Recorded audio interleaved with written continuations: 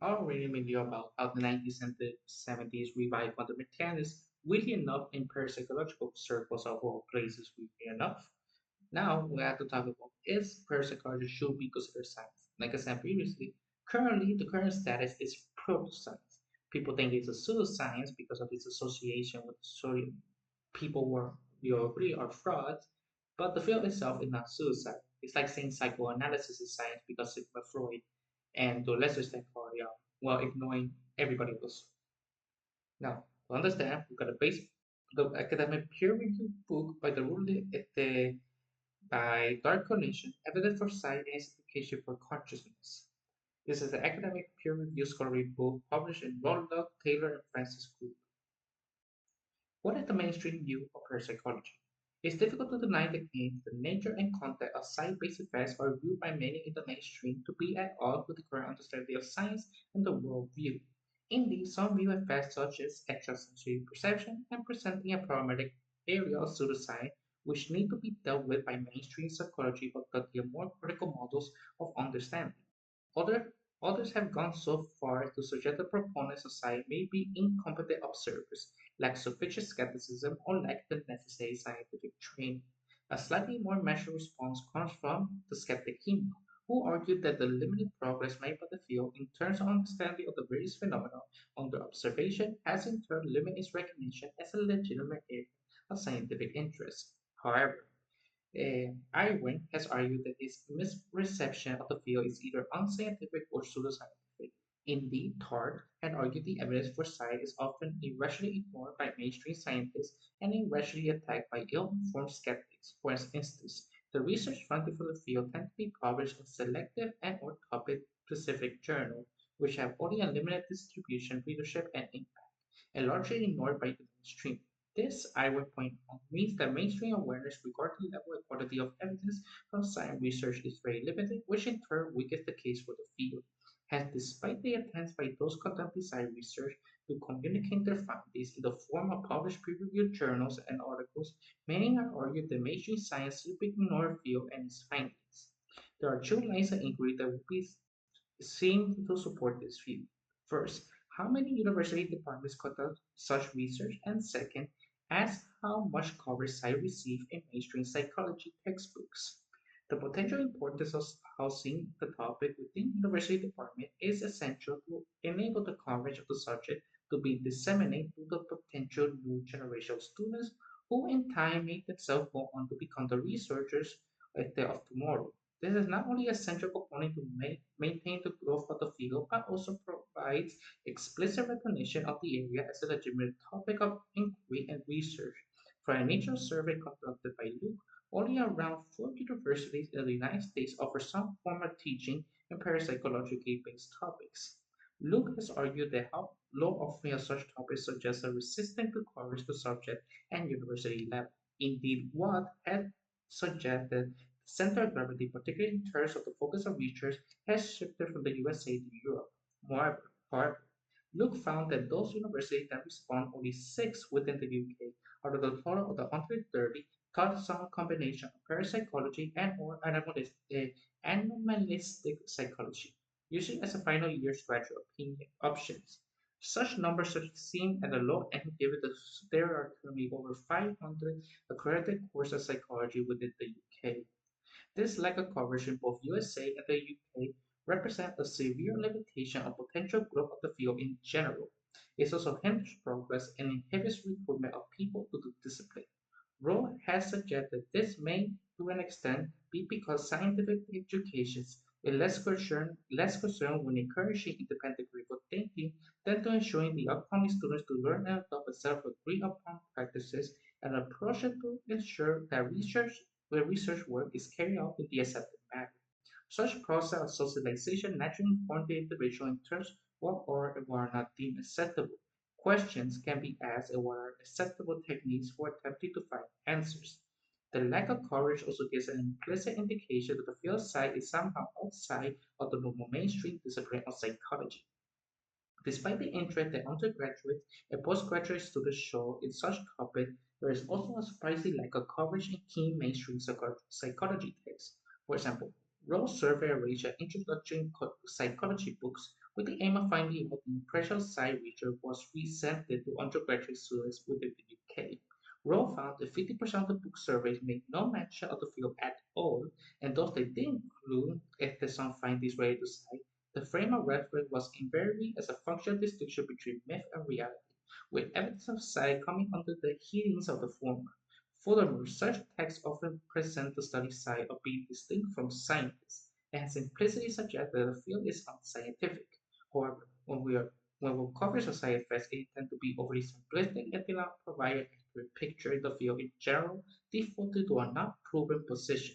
Hence, if the topic is not ignored completely, it is often misrepresented, conveying the general view there is no real evidence here.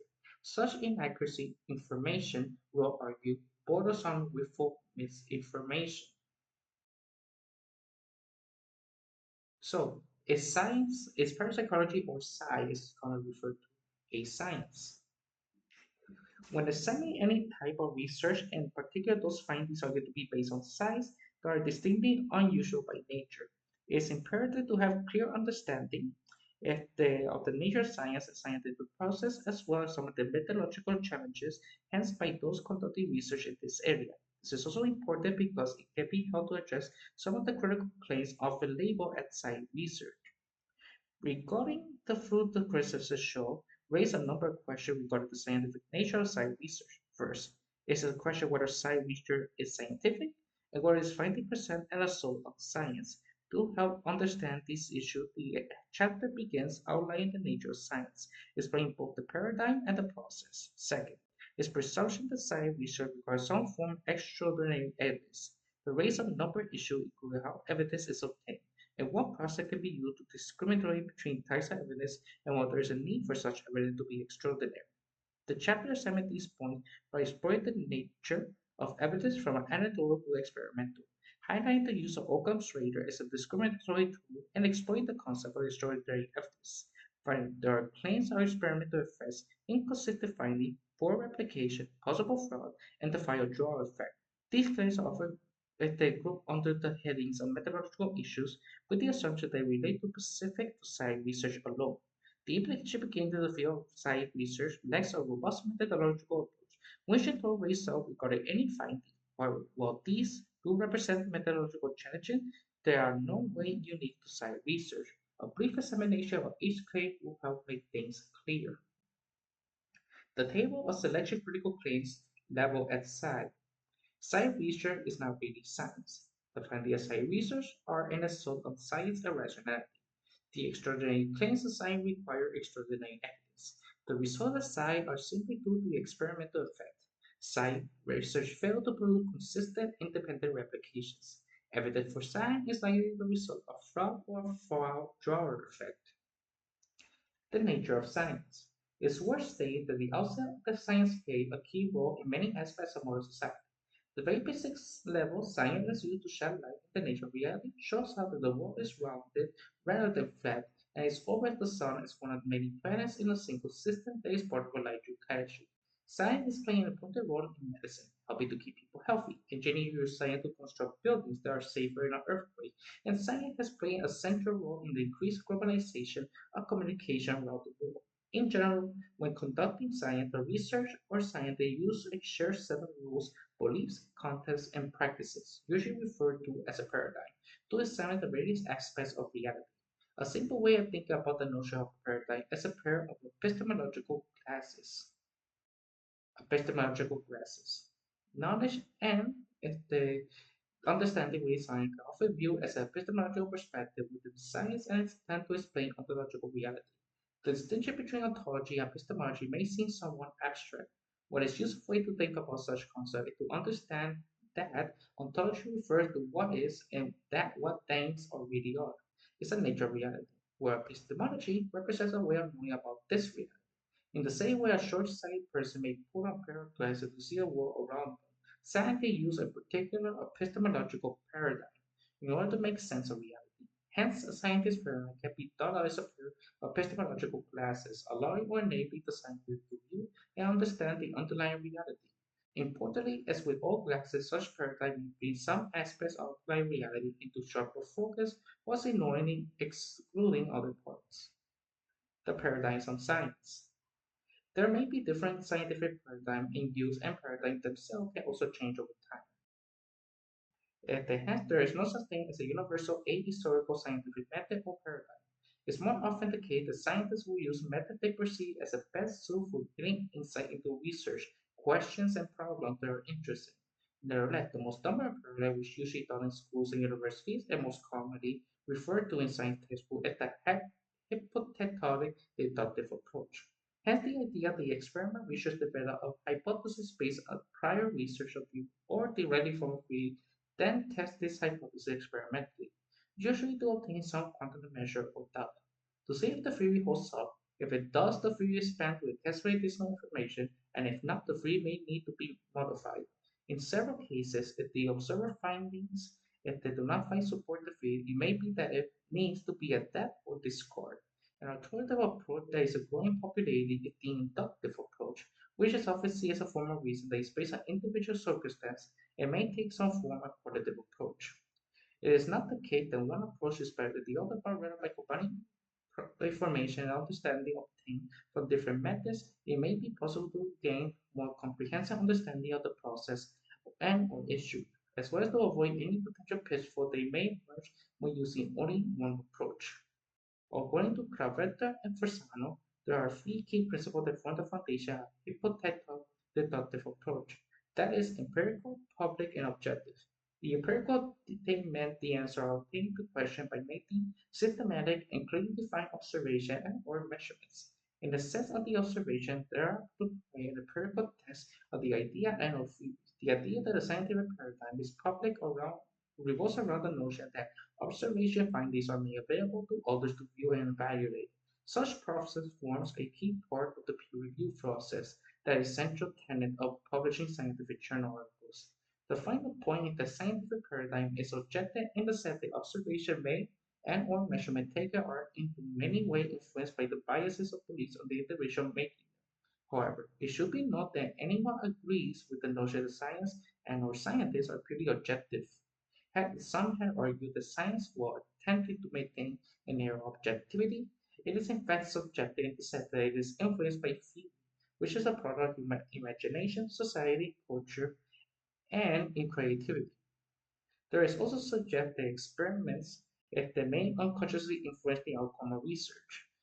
See experimental effect. On that, the belief of those taking part in the influence of the result. Hence, it is important to realize what science aims to be empirical, public, and objective. It is essentially a human endeavor. The humans are apt to be biased in may hold particular set of beliefs, whether they are scientists or not.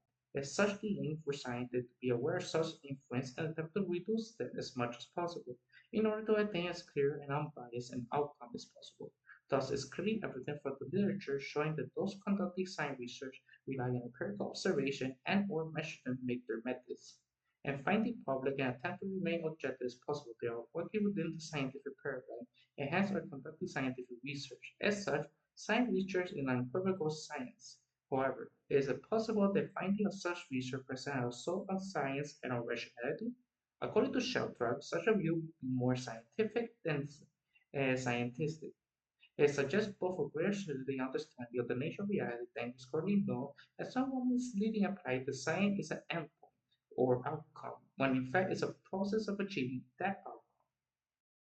Science as a process. Those unfamiliar with science often make the mistake of thinking that it will prove something to be true or not. Words such as prove and true are too heavily loaded and suggest a finality that fails to take note of the fact that science is a process rather than an outcome. Proof represents a binary notion, i.e., proven slash not. They may exist within the field of mathematics and logic, but only because those are closed systems. Furthermore, proofs suggest a finality. In the sense that once it has been shown to be true, it remains the way where science attempts to understand the nature of reality as it exists and deals with evidence. Not proof, as scientific knowledge and understanding its tentative meaning is a subject change may not define it. The currently accepted theory of particular phenomena is simply the best explanation for it from the alternatives available based on current evidence. The challenges associated with this approach can often be seen in mainstream media when they criticize scientists for changing their mind about a particular finding or fact. However, This preference for rigidity in thinking shows a fundamental lack of understanding about the nature of science as a process, rather remain dogmatically attached to a single field, where data that no longer stand up against the evidence is essential that scientists update their views and theory, which by necessity what could be referred to as a paradigm shift in our knowledge and understanding. A brief look at some of the historical shifts in scientific understanding, such as the importance of hand watching to reduce germ transfer, black holes in the cosmos, continental shifts, and neurogenesis. To name only a few, trees show the importance of update the way people think about things. Thus, scientists change their minds is simply a reflection of the nature of the process of science. Indeed, the notion that science does not do certain things is a reality that many scientists is fundamental. Hence, the findings that are difficult to account for using current theories of understanding is in no way can be conceived as a assault on science, where such new and challenging ideas simply reflect the unfolding process of science in action. Science as evidence. Given science research is clearly scientific and that the finding reflect the nature of science as a process, the next issue is called for such finding to be based on extraordinary evidence. This raises a number of questions, including what types of evidence are available and acceptable. How are these decisions made between competing views on what constitutes extraordinary evidence? There are many ways of obtaining evidence and should not be surprised that research has suggested collecting evidence using different methods for a variety of sources is likely to provide better assessment of the effect than suggested. The most common source of evidence include testimonial slash anecdotal evidence, case studies, and experimental evidence. Experimental evidence has got the element control at its heart. It has participated and recorded the element allocated to various conditions, usually blind and to be able to study to reduce to eliminate bias and responder effects, where one of the conditions may act as a control condition and the other the intervention of the experimental condition. The participants' performance and or behavior are then compared one on one or more dependent measures, such as response time, accuracy, and physiological arousal, and so forth. The key aim here is this type of research allows the researcher more control over the situation and attempt to reduce, eliminate potential confounding variables. Such control allows you to more precisely and systematically manipulate relevant variables. By conducting research in this tightly controlled manner, scientists are able to draw causal inference, usually based on inferential statistics from data they obtain. Nevertheless, observations obtained from the laboratory under tightly controlled conditions are often seen as representative one end of a special research approaching with naturalistic observation at the other hand, leading claims that highly controlled experimental research may lack ecological external validity. Indeed, there is often perceived trade-off between the level of experimental control and the level of external validity. A method that represents a quasi-experimental approach equals a collection of information regarding different variables in order to measure them and the possible relationship between them. This survey method is very common and includes opinion polls, market research evaluation, and government census. This approach allows researchers some degree to control over what variable may be included in the survey, but often with less control over who completes it, with their motivation may be and whether the police or biases influence their responses. It also restricts the research interpretation to the association or in relationship and not causation. As can be seen from above, there are many sources of potential evidence. For some have suggested experimental evidence is seen as more persuasive and credible than testimonial and anecdotal reports. However, it should be noted that not all topics lead themselves to readily allocated control of the science of incorporating experimental research. For example, research of near-death experience represents an intriguing area for science, but is not easily enabled to solve experimental approaches. Nevertheless, there are good evidence that science research is based on large extent of the use of findings from experimental research. For example, under Companion Parker and Prosser in 2003, showed that science research has good use of a wide variety of experimental evidence. Hence, science research, like many other fields, scientific inquiry has incorporated evidence from a variety of sources using multiple approaches, an approach which has been argued will likely provide more complete picture of any emerging phenomenon. However, when faced with the challenges finding from science research, the principle of Occam's razor is often invoked as a mechanism to adopt a simpler alternative explanation. Occam's razor versus Occam's rule. Occam's razor is the idea of all things being equal to a just scientist accept the simplest explanation possible, sometimes referred to as not multiplying out complexities. In essence, it means that science was not denying the possible existence outside of and or supernatural world containing various deities, were to focus on the natural world. As such, the explanation of science must be contained in terms of natural expression, without the need to fall back on supernatural ones. Most people should be familiar with the concept of Occam's razor, or the principle of parsimony.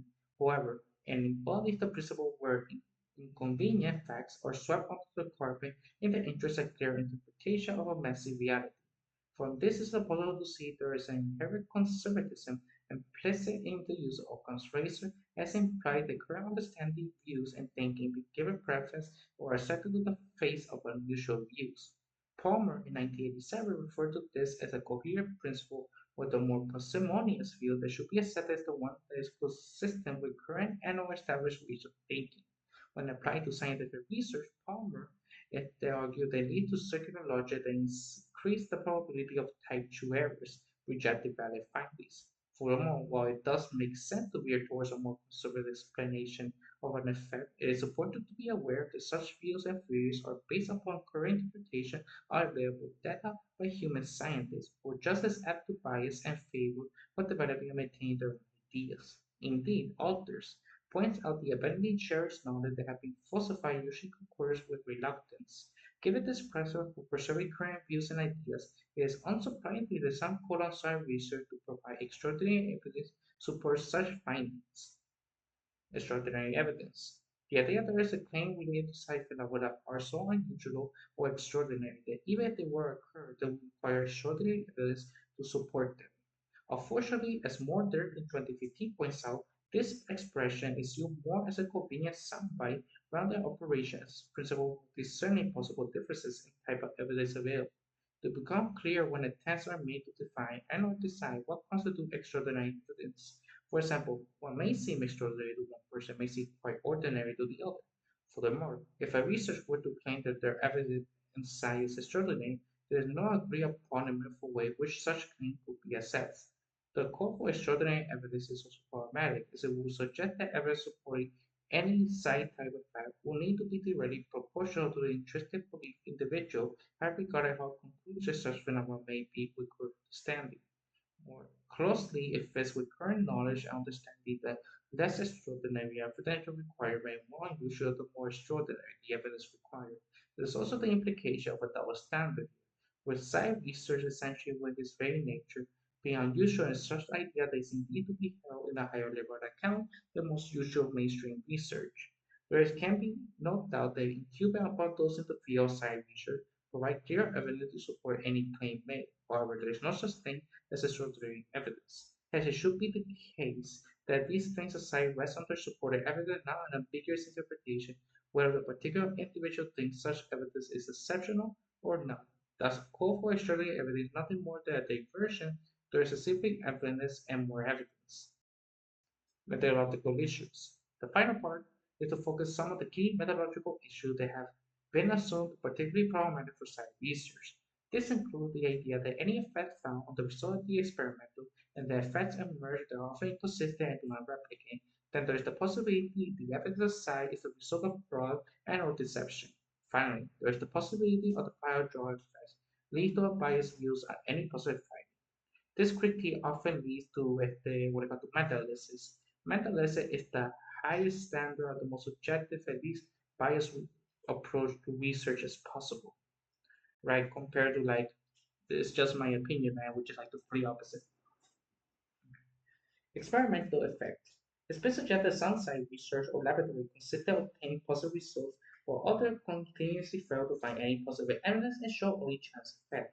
This tertiary performance encapsulated within the experimental effect, sometimes that all science or scientific inquiry have to deal with, not only those focusing on science. According to White in 1976, the effect described the response of subject to needs and wishes of the experimenter or to factors of the experimental situation.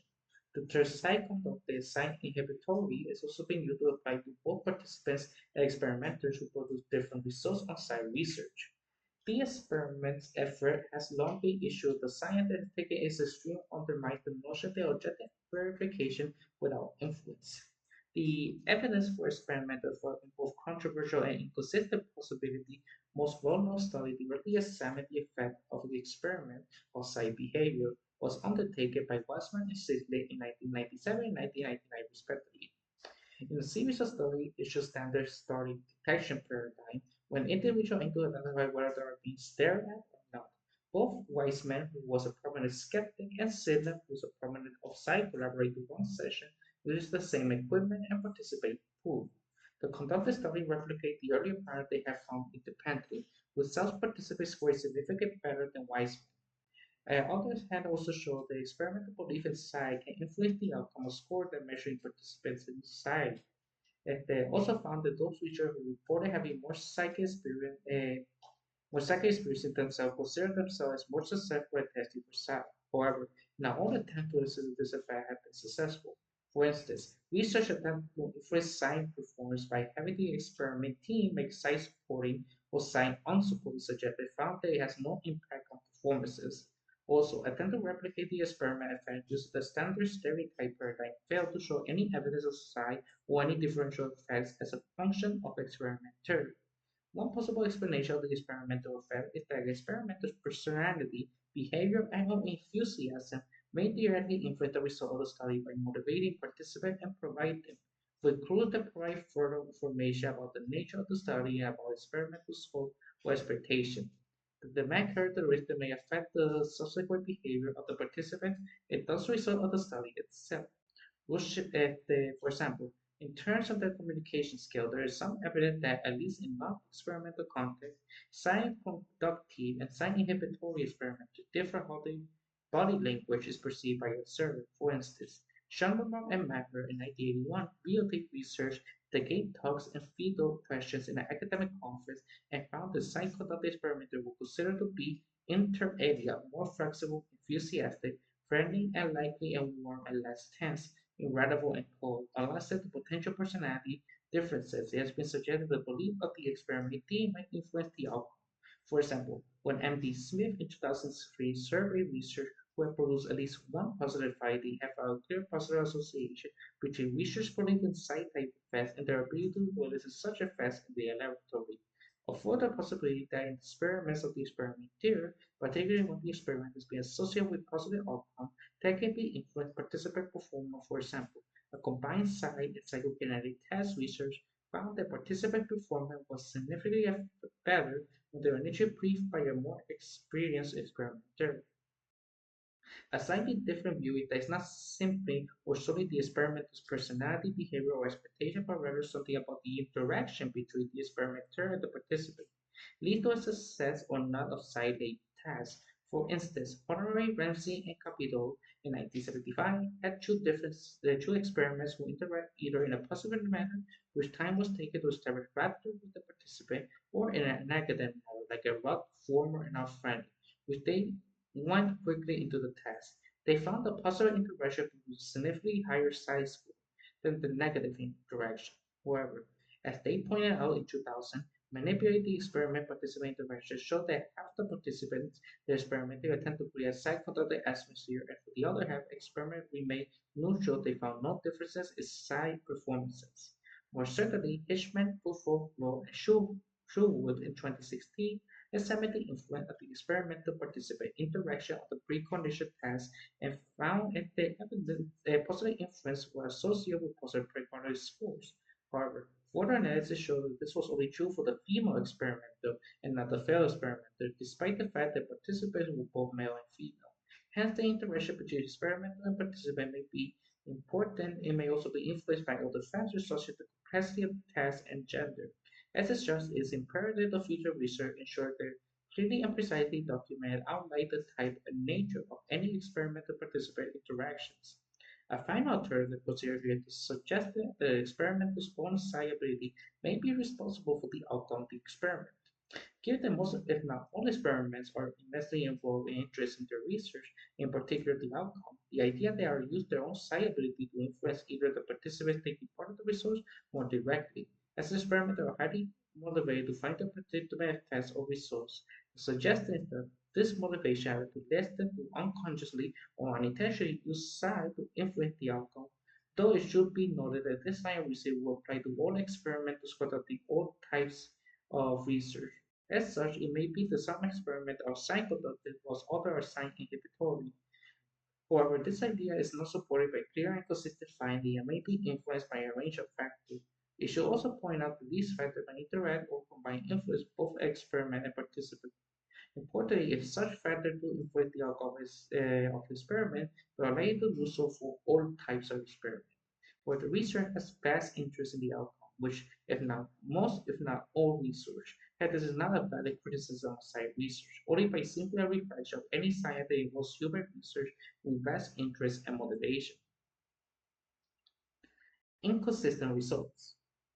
It is true that some findings of some science research are not always consistent. However, this case is not unique to science research, but it reflects a much psychology research in general, where the outcome is reliant upon individual performances. A good example is a creativity, which has been shown to be heavily reliant upon the difference in individual ability. Hence, the type of individual that form a base of any case study and or experimental work may have large impact on the outcome of that work.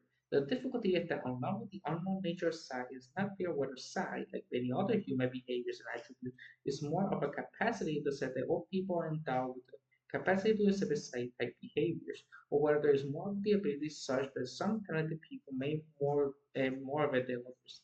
Without clear understanding of the nature of psi, the most common approach adopted in research is simply to use an unselected method where the research recruits and tests anyone with the available and willing to participate. The strength of this approach is that there are many more of these types of people willing to participate in research. In fact, much of the experimental science and mainstream psychology research utilize such opportunity or convenient sampling. Another strength is that it makes the finding easier to generalize to the population as a whole, that there is nothing unique or distinct about this sample. However, such an approach does have some limitations. For example, if one to go out into the nearest town and offer a large financial reward to anyone who is immediately available who will jump over the horizon, park out at the height of 1.2 meters or 5 feet, it's very likely that no one will be able to achieve the task if the experimenter will easily walk away, convincing that jumping over a bar at a height of 1.2 meters is quite impossible. In fact, the current world record standing is 2.45 meters, held by Javier Sotomayor from Cuba, which is double his height. This point that a selection individual who either become the focus of a case study and or invited to be taken for experimental study is likely to play a key role for their effects in retrospect. Browder has suggested psi may operate in a way that is similar to other natural abilities at scale. If correct, this will mean they will likely be as variable as any other human ability, such as the ability to walk fast, jump high, be creative, and so on. This is important and has an interesting influential implication. Whereas if psi is an ability, much like any other human ability, then it will make sense to argue that 1. Not everyone is psychic. 2. Some people are more psychic than others. 3. Now all psychics are psychics in the same way.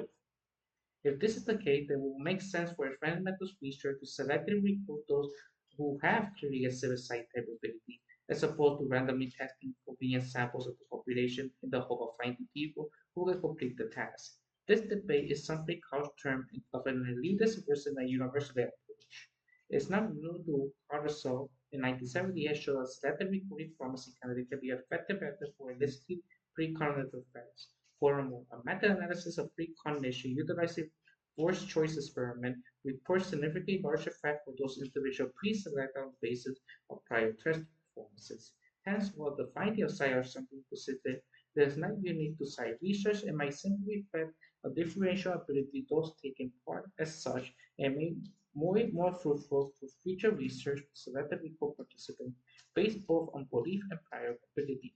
Ensuring that ability is consistent with one content of focus is broad.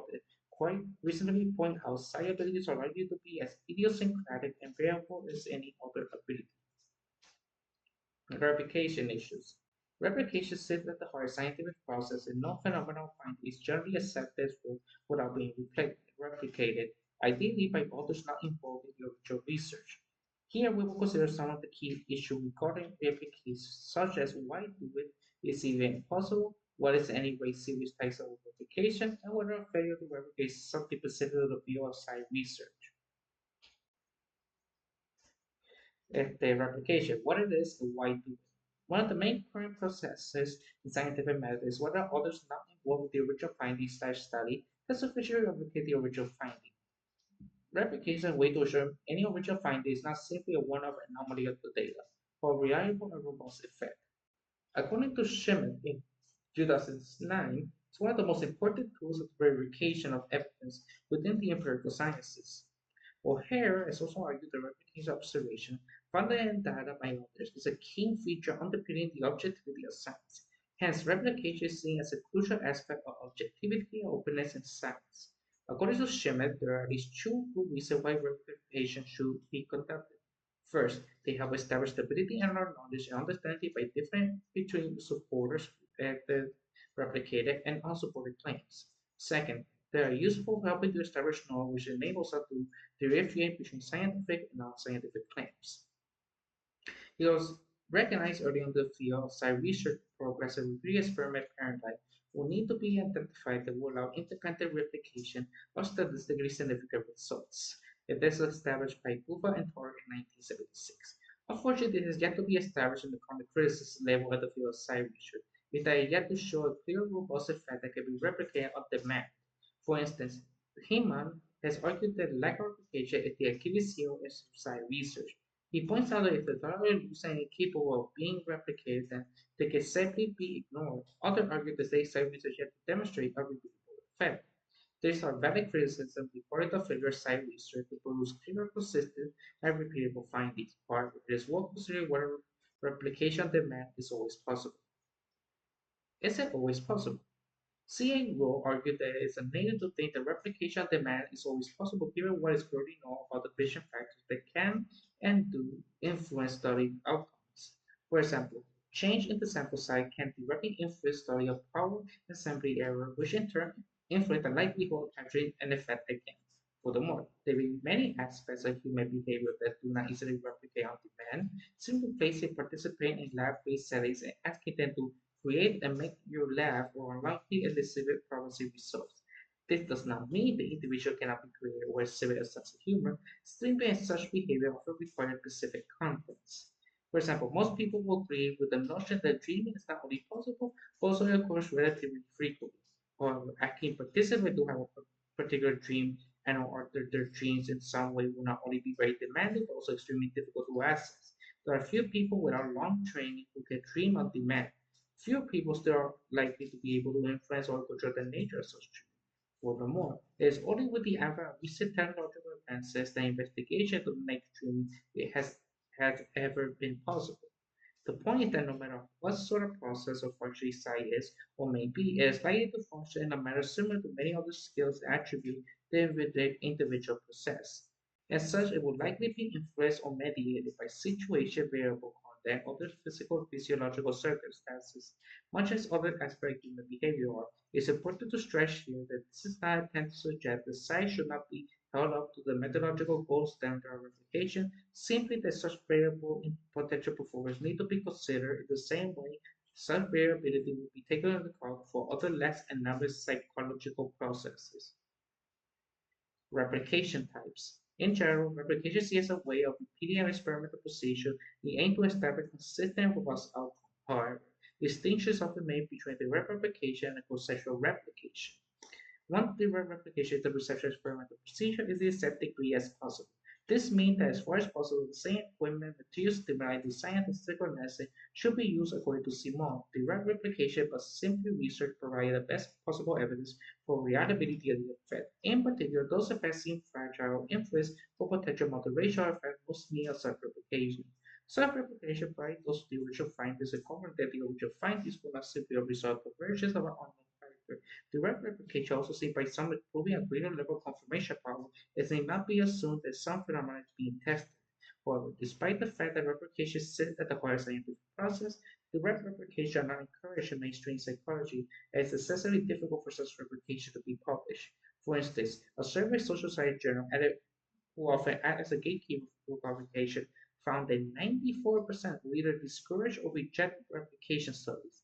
This is because replication obviously is not newsworthy or not news. It has represents a waste of time or resource. Such a view may seem odd given the nature of the new and or unusual finding or idea may stand or fail on ability to others and replication to be robust. Furthermore, As Heraclitus once said, no man has ever said the same river twice. That is to say that many psychological phenomena may rely on culture, language, socially defined knowledge, and ideas, and many a question phrased in an ever-shifting experiments and participant population make the direct replication difficult and not impossible.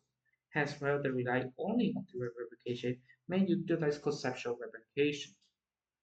A conceptual replication involves the use of different methods to repeat tests of the hypothesis or experimental results. Hence, the conceptual replication often involves an attempt to test the same fundamental idea behind the original study, but the operationalization of the phenomenon, the independent and dependent variables, the type and design of the study, and the participant population may all differ.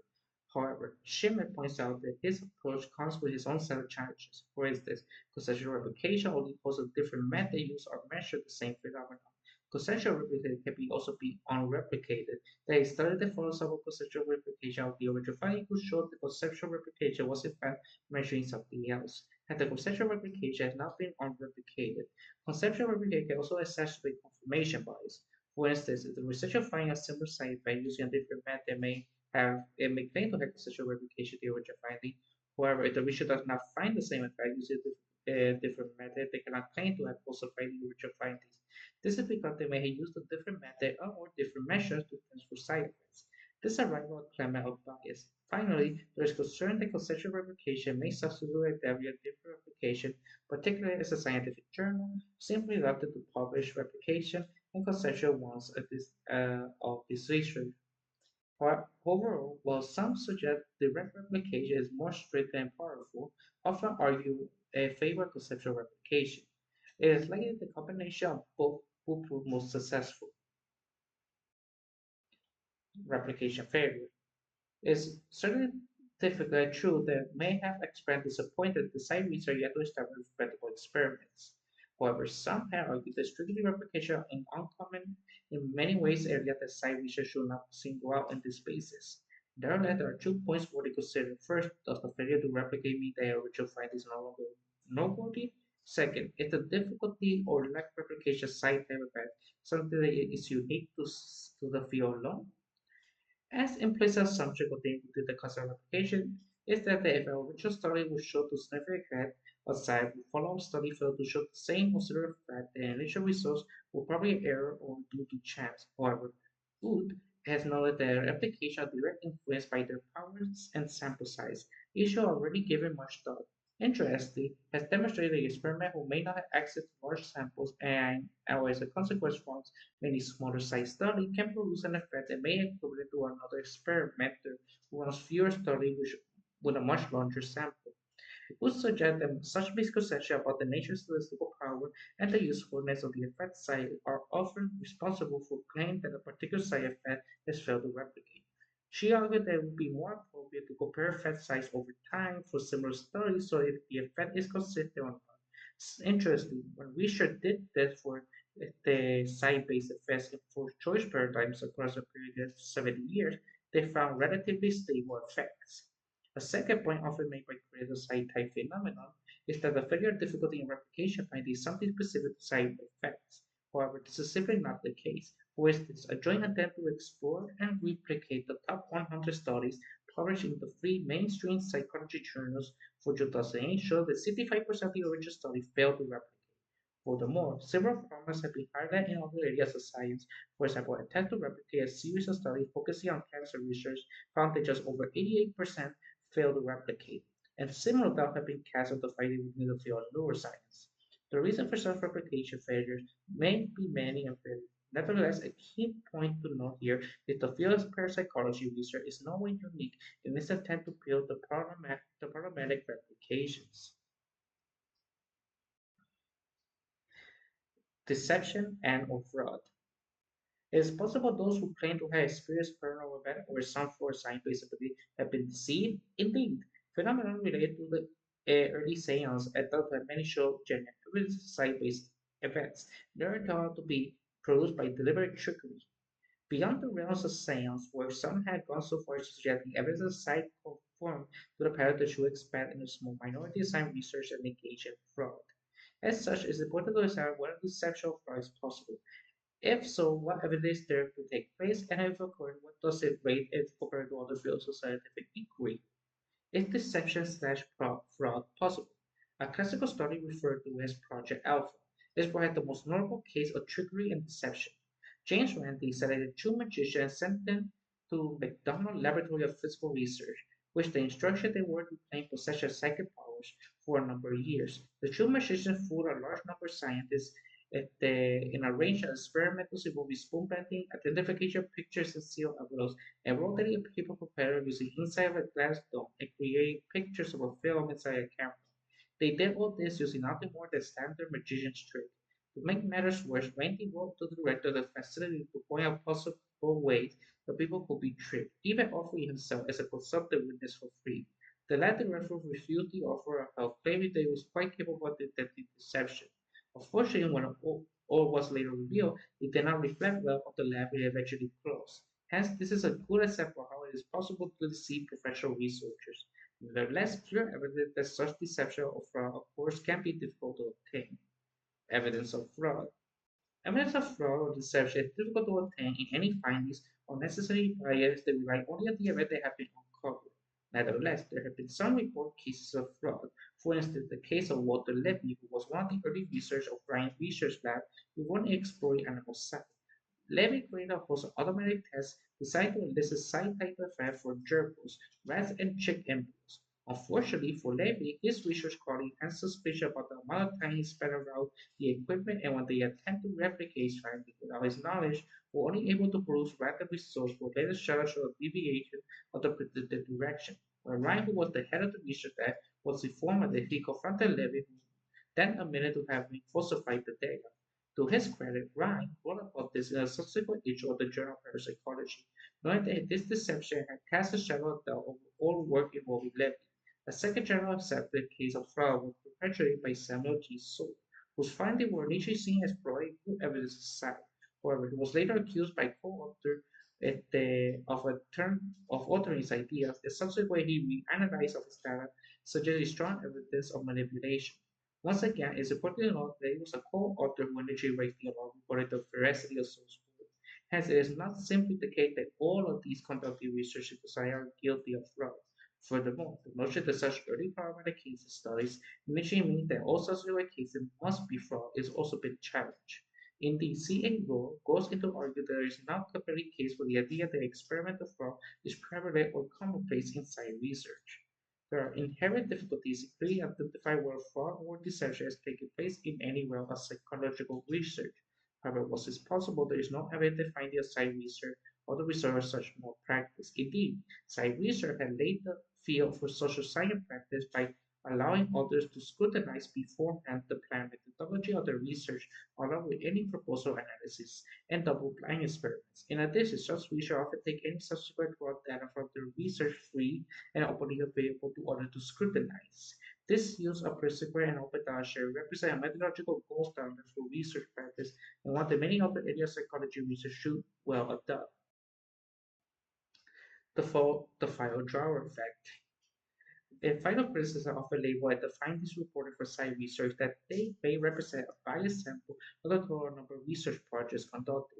This bias could be influenced by tendency by journals to only publish studies with statistical significant results and or possibility that the researcher may file away inexplicably or unfavorable results. Hence, by focusing only on the non-published data, it is possible that biased conclusion could be reached, which overestimate the effects of plenty of these may not include the non-significant unpublished research, which is left or hidden away in a fire drawer. Indeed, when the authors of mainstream science article were surveyed about their publishing practice, it was found that 15% of their work they produced were not put forward publication research were not significant errors that were difficult to interpret. However, C.A. Rowe has suggested that fire drive argument fails stand up to close inspection when examining the field site research for a number of reasons. First, the field site research, unlike many other areas in mainstream science, accept and publish replication studies even when they produce known results. Hence, the field site research can be seen to lead the way of terms of publication practice. Second, such a few fail to consider the possibility of the reverse file drawer effect, where skeptics aside do not publish findings that are supportive aside. Third is the argument they feel has only a small number of activity research, making more likely they will represent their findings at conferences or workshops, irrespective of whether they support side effects or not. This is also implication for the fail-safe and often used in meta-analysis. A meta-analysis refers to statistical technique to examine a correlation of individual results and study for the purpose of integrating the findings and provide clear overview of any evidence effect. However, file trial problems can be particularly problematic for meta-analysis if they often rely on one peer-reviewed published result that are available. As such, proposal that it's possible to calculate false fail-safe number of missing study average c-value of zero, i.e. they are not significant. That is, they were added to the combination effect side for meta-analysis will reduce the overall effect side to one that is statistically significant. The idea here is that a calculation of the fail-safe and indicate that only a relatively small number of non-significant studies will need to be retained in the file to reduce an overall effect from significant to not significant, and the possibility of selective bias in the publication of positive results because of plausible interpretation. However, in the number of studies assumed to lay in the file drawer needs to be very large in order to counterbalance the positive results of the meta-analysis, then this may be unreasonable interpretation. It should be noted that not all agree with Russell's 1975 proposal. In particular, the criteria used to decide whether small or large number of studies which less some society may be prone to misinterpretation. Nevertheless, a meta-analysis of pre-partnership carried out by Gordon and Fairley in 1989 estimated that 46 non-effect studies would be indeed to reduce the observed effect below statistical significance. More recently, a meta-analysis of side effect using forced choice paradigm by Storm, Trustful, and Daily Soy in 2012 suggests that over 500 unpublished papers with overall non-significant results would be indeed to reduce the report positive findings to chance results. Such findings led way to the idea that report positive effects for side effects are not the result of the fire dryer problem. Overview. There are no entry criteria for what can be examined scientifically. For science and scientific understanding of the problem, there must be an open, critical, and respectful debate that considers the evidence thoroughly and remains open to the notion of change. It is clear that science is a process that utilizes a variety of procedures to inform understanding and answer questions. Given that science research utilizes the procedure that is clearly working within scientific paradigm, and such should be considered scientific endeavor. Few would disagree with the notion that findings from science research are challenge to current scientific knowledge and understanding. However, such new and challenging ideas cannot be considered as an assault on science, but simply represent an ongoing process of scientific inquiry, intention, and working to understand new aspects of underlying reality. While these are some consensus that experimental evidence may be as more robust and persuasive, does not negate the influence and importance of anecdotal evidence and case studies, both of which can represent useful starting points. Furthermore, it is important to keep in mind that critical review of any evidence requires painfully maintenance between a conservative reliance on current understanding and a liberal acceptance of alternative ideas. Nevertheless, calls for extraordinary evidence are quite simply a distraction where what needed is clear, consistent, and coherent evidence from multiple sources. Methodological challenges face the same production of site research, are certainly real, but in no way unique to the field of site alone. The search, the lack of consistent replication, results challenges associated with product deception, possible fire driver are issued by fees by all participatory field science, not just parapsychology. None of this is unique and incorporate a pre-registered and open dialogue possibility. There is no way to negate the necessity for science research to be held up to the highest and more rigorous scientific standard. Simply the attempt to submit the findings from science research en masse based on these ideas does not stand up to any level of scrutiny. Reflection question. Some questions that may provide helpful when reflecting on the material covered in this chapter. 1. Once the scientific theory has been developed, can it ever change? If so, what? 2. If there is a difference between scientific theory and scientific law, what happens can you think of? 3. What use, if any, are cases report of a single site-based phenomenon? 4. Should all the experimental research be considered as providing evidence? 5. Is there such thing as exceptional evidence, and if so, what will it be? 6. It is possible to eliminate influence of the experiment from the research? 7. Have you ever experienced such a phenomenon or event? Will you consider this as sufficient evidence? Why? 8. What are the advantages and disadvantages of convenient sampling? 9. What is meant by replication and is even possible? 10. What is meant by the fly or drop effect? And 11. What will convince you the possibility the site is real?